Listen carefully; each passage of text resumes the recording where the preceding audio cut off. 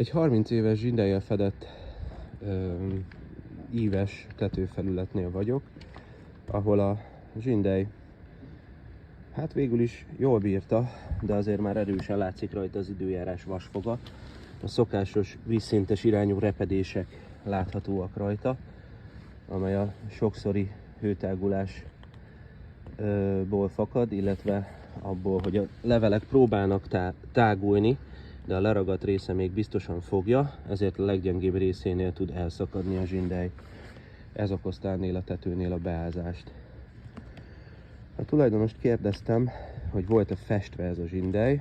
Ő nem tudott erről, de nekem nagyon gyanúsan úgy néz ki, hogy ez már egyszer valamikor kapott egy festési próbálkozást. Ami érdekes volt még, hogy a tetőnek ezen a szakaszán, mintha valami nagy hő terhelést kapott volna, konkrétan egybe van olvadva a zsindely felület, de nem a megszokott módon, hanem el van deformálódva, és jól látszik rajta a sokszori tetőn való járkálás, taposásnak a nyoma. Egészen elképesztő, én ilyennel még nem találkoztam. Ebből fogunk egy szép új zsindelyes tetőt csinálni, amelyet még hőszigetelni is fogunk.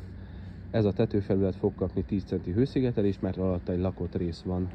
Majd ezután fogja megkapni a Tegola Master J típusú 30 év garanciás zsindelyt. Hát lássuk.